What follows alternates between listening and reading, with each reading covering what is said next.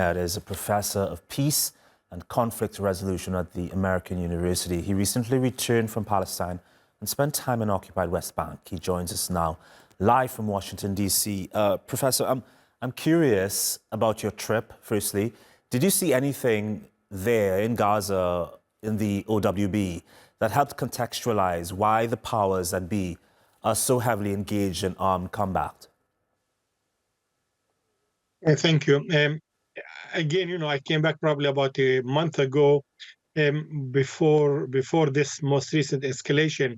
It was clear to me that at that time, from the conversation I've had with many people on the Palestinian side and some on the Israeli side as well, that the escalation will take place, and unfortunately, the killing and the massive killing in Gaza and the starvation was not an issue that was in the center of the Israeli public discourse or in the Israeli media. There was a very, very clear segregation in terms of information that each side is consuming, and particularly the Israeli media was not necessarily airing or sharing any information about the scale of victimhood and the scale of casualties on the Palestinian side. And in many ways, the mobilization of the Israeli public to support the further war and further militarization and further military solution to the Israeli-Palestinian conflict, it was in its peak. And unfortunately, we have seen the results in the assassination of Ismail Haniyeh first, and then Hassan Nasrallah after that, and many other leaders, and also the various bombings in the region that has led us to this point of today. And the global consensus is that the ceasefire is needed, desperately needed. We've seen hostages released in ceasefires since October 7th, which prove they work. Why have they been so hard to achieve and maintain? Well, I think in many ways, I agree with you. Ceasefire is more important today than even any time before.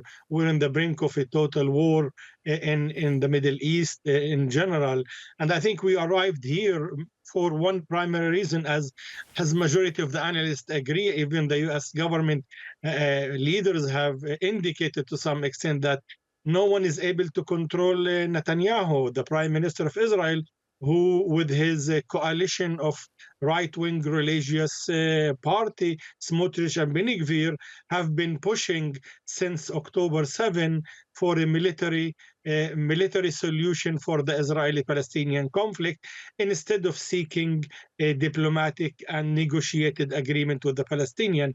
But I think the ideology that motivating the current Israeli regime is an ideology of either us or them. It's an ideology that basically does not recognize the right of Palestinians to have a state, and therefore there is no starting point. Even if we have a ceasefire, what next? None of the Israeli government statement for the past year have presented any alternative or any vision for a settlement with the Palestinian and even with Hezbollah in many ways. The only formula we have been hearing, is basically, we will destroy it and we will uproot it, we will kill, and it's an attempt to restore the perceived deterrence, military deterrence that Israeli military establishment thought that they have lost after October 7, and we have seen the celebration in the Israeli military, Israeli media as well, after the assassination of Hassan Nasrallah, spreading further the illusion that the military deterrence can be achieved through this way, through military means. Until today, we have seen the entire Israeli population is under attack from Iran, and Israeli average citizen is in the shelters.